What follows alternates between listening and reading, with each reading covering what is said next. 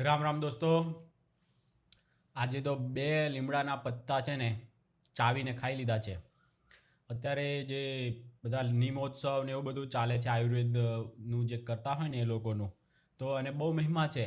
હમણાં જ મહારાષ્ટ્રમાં ને એમાં એમનું નવું વરસ ગયું ને, તો એમાં પણ એ પરંપરા છે કે લીમડાના પત્તા ખાવા. તો એનાથી આ બધું છે એ આપણા સ્વાસ્થ્ય માટે છે. મેં પણ મારા સ્વાસ્થ્ય માટે કર્યું છે દોસ્તો. મારી વાણીને કડવી કરવા માટે નથી કર્યું. આપણી તો ઓલરેડી એ કડવી છે જ. એને કરવા માટે કંઈ સ્પેશિયલ ઉપચાર કરવાની જરૂર નથી મારે. પણ આ નિમોત્સવ ને આવું બધું ચાલે છે, તો તમને પણ તમારા સ્વાસ્થ્યનું થોડુંક ફિકર હોય તો લીમડા ચાવીને કે લીમડાનો રસ તમે પીને તમે આ મફતની વસ્તુ છે એનો યુઝ કરી શકો છો. તો દોસ્તો, આજે એક વાત કરવી છે તમને બીજી, કે હમણાં જ છે ને આ ફેસબુકમાં હિસ્ટ્રી બતાવે તો 2017ની મારી હિસ્ટ્રીમાં એક ફોટો છે. એ ફોટોમાં લખ્યું છે કે શ્રી કૃષ્ણ સંસ્કાર વર્લ્ડ આટલા કરોડનું આમ બનાવવાનું છે રાજકોટના એ ગોંડલ રોડ પર કે એવું કંઈક છે. તો 2017નું આ છે. બહુ સારો આ પ્રોજેક્ટ છે, હજુ સુધી બન્યો નથી. તો મેં થોડુંક ગૂગલ કર્યું તો એમાં એક જે પુષ્ટિ માર્ગવાળા બનાવે છે, મને પહેલાં આવી કોઈ ખબર નથી કોણ બનાવે છે ને, પણ બહુ સારું બનાવી રહ્યા છે, પણ હજુ સુધી બન્યું નથી. તો એમનો બહુ જબરજસ્ત પ્રોજેક્ટ એ લોકો પર કામ ચાલુ જ છે એની પર, અને હજુ સુધી બન્યું નથી પણ બનશે. પણ એક વખત કામ તો ચાલુ કર્યું, એક બની જશે, પછી એમને એક બનાવતો વખતે ખબર પડે કે કઈ કઈ પ્રોબ્લેમ આવે છે, કે એને પ્રોબ્લેમનું કેવી રીતે સોલ્યુશન કરવું છે. એક તમે સીડી ચડો તો ખબર પડે ને, બાકી તો ક્યાં ખબર પડવાની છે કાંઈ પણ. એ માર્ગે ચાલેલા છે. તો આ કંઈ 7 દિવસની કથા છે, બસ પૂરી થઈ ગઈ, ગાંઠ ખંખેરીને ઊભા થઈને ઘર ભેગા, એવું નથી. આવા પ્રોજેક્ટોમાં વર્ષો લાગી જાય. પણ આ પ્રોજેક્ટ થાય ને આવનારા 1000 વર્ષ સુધી આ બાળકો જે પણ ત્યાં જશે ને એ બધા સંસ્કારનો છાંટો પડ્યા વગર રહે જ નહીં એમની પર. આ બધા મંદિરો છે, આ બધું છે અત્યારના આધુનિક યુગ પ્રમાણેના, આ બધી વસ્તુઓ મંદિરોમાં હોવી જોઈએ, જેથી કરીને એ લોકોને સંસ્કાર પડે. પણ આ તો બસ જૂનું જ ચાલે રાખે છે. 5 કરોડની કથા, 10 કરોડની કથા, 15 કરોડની કથા, ટ્રેન્ડમાં કથા, પ્લેનમાં કથા. આ શું છે ભાઈ? પ્રોડક્ટિવિટી નથી એની, સમાજને કોઈ ફાયદો નથી. જેમ બોલિવૂડના પિક્ચરો 7 દિવસમાં સુપરહિટ ફ્લોપ થઈને પૂરું થઈ જાય, પછી કોઈને ખબર ના આવે બીજું પિક્ચર આવી ગયું હોય. અને એનાથી સમાજને શું ફાયદો? 10 કરોડનું પિક્ચર બને કે 500 કરોડનું પિક્ચર બને, સમાજને 10 કરોડના પિક્ચરમાંથી એટલો જ ફાયદો છે જેટલો 500 કરોડના પિક્ચરમાંથી છે. તો શું કામ ભાઈ એટલી મોંઘી? બીજા નાના કથાકારો કંઈ ઓછી ફી લે છે એટલે એની પાસે નહીં કરાવવાની, ને આ બહુ મોટી ફી લે કે એનો બહુ ખર્ચો વધારે છે. હવે તો કહે છે કે હું ફી નથી લેતા, તો સારી વાત છે. પણ ખર્ચો તો મોટો જ હોય છે ને, કરોડો રૂપિયાના બધું બનાવવું પડે ને, હા તેને એનાથી કોઈ સમાજને કોઈ પ્રોડક્ટિવિટી નથી મળતી.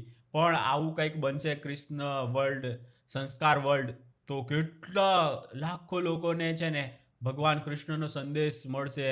અને નાના જે અત્યારની યુવા પેઢી છે એ બધી પાછી જોડાશે. આ તો પેલા હું નવરા હોય એ લોકોનું છે કામ કથાઓનું. આવું જનરલી હવે અમારા જેવા યુવાઓની આ જ સમજ છે દોસ્તો. તમને સાચું લાગે કે ખોટું લાગે, આ રિયાલિટી છે. કોઈને કથામાં કોઈ રસ નથી હોતો. હવે મંદિરોમાં જાય છે, એક એમનામાં સંસ્કારો ઘરના હોય એટલે એટલું જાય છે, બાકી એનાથી વધારે કોઈ કાંઈ કરવા માગતું નથી. પણ બીજે ક્યાંક કરવા એ માગે છે. આર્ટ ઓફ લિવિંગ છે, પછી આ સદગુરુનું છે, પછી કેટલા છે, સ્વાધ્યાય પરિવારનું છે, પછી બ્રહ્માકુમારીસનું છે. તો આ બધામાં એ લોકો કેન્દ્ર ખોલીને બેસી નહીં રહેતા, આમ એક સીટ પર બેસીને બસ ભાષણબાજી કરવી એવું નથી. એ બધાના પરિવારોમાં જોડાઈને એ બધા હાથે હળીમળીને એમના પ્રોબ્લેમ્સ કંઈ, આ તો કથામાંથી હું બધાને પોતે કોઈના ઘરના પ્રોબ્લેમ સોલ્વ થઈ જવાના. પેલા લોકો તો આખા એમના કાર્યકરો હોય ને એ બધા ઘરે ઘરે જાય અને એમના કોઈ પ્રોબ્લેમ હોય તો એમાં પણ સહભાગી બને, તમારા દુઃખમાં એ ભેગા હોય.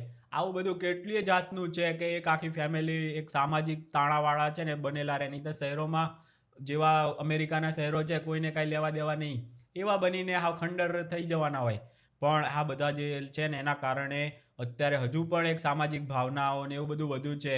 જાતિ હોય, આપણો જાતિભાઈ છે તો જ આપણે કરીએ એવું નથી. આ લોકોમાં તો કેવી ભાવના છે, જાતિ ને બધું તોડીને એ લોકો પોતાના સમજીને એકબીજાની હેલ્પ કરતા હોય છે. અને બધું જ હાથે હળી મળીને ખાવા પીવાનું બધું, કેટલા એ લોકોના નવા નવા એક કથા સિવાયના પણ જબરજસ્ત એક ક્રાંતિકારી આ લોકો કામ કરે છે. એ બધામાંથી શીખવા જેવું છે ને એમાંથી કરવા જેવું છે, ઇમ્પ્લિમેન્ટ કરવા જેવું છે. તો આ બહુ જબરજસ્ત પ્રોજેક્ટ છે. અને એ એમનું મેં જૂનું પ્રવચન સાંભળ્યું ને તો એમાં બહુ આ જ બધી વાત કરે છે કે આ લોકો આવી રીતે એક જબરજસ્ત કામ કરે છે. એમાં બધાના નામ લે છે, આર્ટ ઓફ લિવિંગ, BAPS, પછી બ્રહ્માકુમારી, આ બધા જે કામો કરે છે તો એવા પુષ્ટિ માર્ગમાં પણ કાર્ય કરવા માટે આ છે. અને હું તો કહું પુષ્ટિ માર્ગ માટે જ શું કામ, દ્વારકાધીશના ટ્રસ્ટે પણ આ પ્રોજેક્ટમાં ધૂમ રૂપિયો જેટલો જોઈએ એટલો એ લોકોએ કે અમે પ્રોવાઈડ કરશું, તું તારે જે રીતના કામ કરવા છે ને એની ઉપર ફોકસ કર, પૈસાની ટેન્શન ના લઈશ. આ કેટલા ખમતીદર પાર્ટીઓ છે, મોટા મોટા અંબાણી પરિવારના ગુરુઓ છે અને આવા બધા ગુજરાતમાં જ બેહેલા છે. તો પૈસાનું ટેન્શન વગર જલ્દી તમે આ 2017માં 200 કરોડનું કહેવાતું હતું, આમ તો 16માં એ લોકોએ આ બધું બનાવવું છે ને આવું કરવું છે એવું કંઈક કીધેલું હતું, પણ 200 કરોડનું તો અત્યારે તો આ પ્રોજેક્ટ 200 કરોડમાં હજુ પૂરો નથી થયો. તો એ પ્રોજેક્ટનો ખર્ચો કેટલો વધી ગયો હશે, 10 વર્ષમાં તો ડબલના ટ્રિપલ થઈ ગયો હશે, કેટલી મોંઘવારી વધી ગઈ. તો આવો પ્રોજેક્ટ જો આ 2-3 વર્ષમાં જ પૂરો થઈ ગયો હોત તો અત્યારે એના ફળ ખાતા હોત. પણ કેટલાય પ્રોબ્લેમ આવે. આ કંઈ 7 દિવસનું મેં કીધું ને કથા નથી, આ બહુ હેવી પ્રોજેક્ટ છે, એના માટે વર્ષો વિતાવી નાખવા પડે. આ સ્વામિનારાયણવાળા કે આર્ટ ઓફ લિવિંગ ને એ બધું અત્યારે ફળ ખાય છે, પણ એ કેટલી મહેનત કરી હોય શ્રીસિંહે ને બધાએ, ત્યારે માંડ હવે આટલું આમ રાગે ચાલ્યું હોય. તો હા, મંદિરો આ લોકોએ બનાવ્યા, પ્રમુખ સ્વામી ખુદ પાણત કરી છે, ખેતી કરી છે એ લોકોએ. તમને લાગે કે આ પૈસાથી કાંઈ નથી થતું, પૈસાથી શું થવાનું હતું? તમે વિચાર કરો, પૈસાથી કરવું હોત તો અત્યારે મથુરામાં ના બની ગયું હોત મંદિર. બધું પૈસાથી નથી થતું. આ બધાને લાગે કે એમની પાસે ધોમ રૂપિયો છે. રૂપિયા કરતાં તમારો છે ને માઇન્ડ પાવર, તમારો ધ્યેય શુદ્ધ હોય ને તો ભગવાન બધું તમને હેલ્પ કરવાના છે અને બધું તમારું થઈ જશે. પણ તમારી મહેનત તો તમારે જ કરવી પડશે. આપણે કહીએ ને કે મંત્રોમાં શક્તિ છે, આગ લાગી જાય. મંત્રોમાં એવી શક્તિ છે, યજ્ઞ કરવા માટે છે ને મંત્રોથી આગ એ કરે, પણ હાથે મહેનત પણ કરવી પડે. એરિયું પેલું લાકડાનું આમ ઘસવું પડે, એ ના કરે તો કાંઈ ના લાગે આગ. બાકી મંત્રોમાં શક્તિ છે એટલે તમે છે ને એમાં એકાગ્રતા આવે અને તમે વ્યવસ્થિત રીતે ફટાફટ આગ જલાવી શકો. બાકી એ બધું વાતો ખાલી કરવાથી ના થાય, હાથે મહેનત પણ કરવી પડે. મંત્રો બોલીને ખાલી ના થઈ જાય, હાથે મહેનત પણ કરવી પડે. ભગવાન તમને કે કરી આપશે તો પછી બેસી ના રહેવાનું. એના માટે થોડી ઘણી મહેનત પણ, હાથ પગ બી ચલાવવા પડે તો આપે ભગવાન, એમણે એમ ના આપે. તો આ બધું દોસ્તો એમાં જે ઊંડા ઉતરે ને તો ખબર પડે. આ તો બસ કંઈ કર્યું ના હોય અને બસ બોલતા આવડતું હોય તો આપણે જો ભડકો કરી શકીએ, આમ બોલીને ભડકા કરે. એવી રીતે સમાજ તો તૂટવાનો છે, હળગવાનો છે. પણ જે આમ એમાં પાણી નાખવું ને એના માટે પછી પાણી હોધવું પડે. કોઈએ આગ લગાડી હોય તો પાણી હોધીને પછી ત્યાં નાખવું પડે પ્રોપર જગ્યાએ, ને કેટલી મહેનત કરવી પડે પછી આગ બુઝાડવા માટે. તો આ હળગાવવું ને એ બધું તો હાવ હેલું છે. એક માચીસની તણખલો કરે ને તો એ ભડકો થઈ જાય. તો આ બધા કજિયાખોરો કથાકારો જે છે ને, વ્યાસપીઠને શસ્ત્રની જેમ યુઝ કર્યો છે, શસ્ત્ર બનાવ્યું છે, બોલો.